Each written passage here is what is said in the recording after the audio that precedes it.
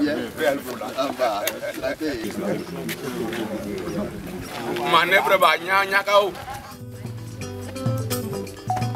Bienvenue à Lola, ville située à quelques kilomètres de Zérékoré, au sud-est de la Guinée.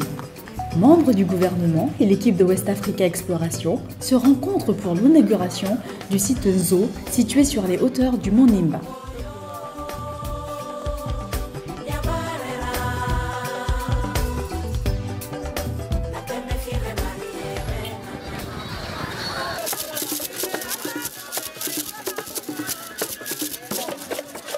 À cette occasion, la société West Africa, dirigée par Aboubakar Sampil, a invité les autorités locales pour la présentation des résultats de leurs études, conformément aux règles du code minier, afin de passer à la phase d'extraction du fer prévue en 2015. Depuis qu'on s'est installé ici en 2012, après avoir obtenu notre permis, on est en exploration et les études d'impact environnemental aussi ont suivi.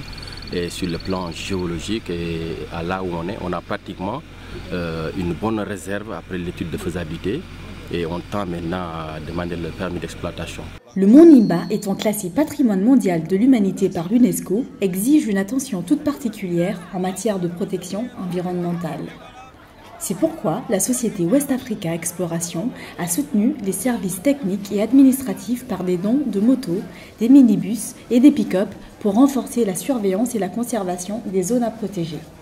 Nous avons procédé ici à l'implantation d'une pépinière forestière qui nous permet de reboiser les sites dégradés déjà par les ouvertures ou les pistes d'accès aux plateformes de sondage.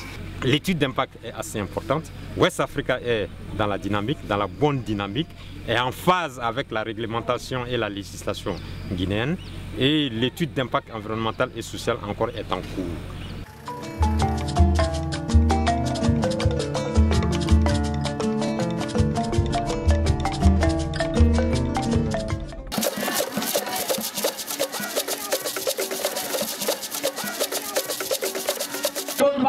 À Zo, les invités de marque ont été accueillis chaleureusement par la population.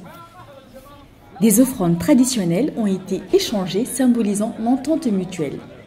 Aujourd'hui, après avoir fait des actions sur le terrain, telles que le reprofilage de routes, et la rénovation d'écoles primaires, la rénovation de certains bâtiments administratifs, l'octroi des équipements sportifs, le sentiment qui m'anime est un sentiment de grande satisfaction. L'impression que j'ai, c'est de demander au gouvernement et à la communauté locale de soutenir cet homme d'affaires guinéen, de l'accompagner pour la bonne marche du projet. West Africa Exploration compte bien ne pas en rester là. La première pierre d'un pont vient d'être posée.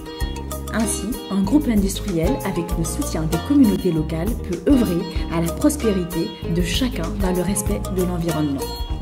West Africa Exploration en est la preuve.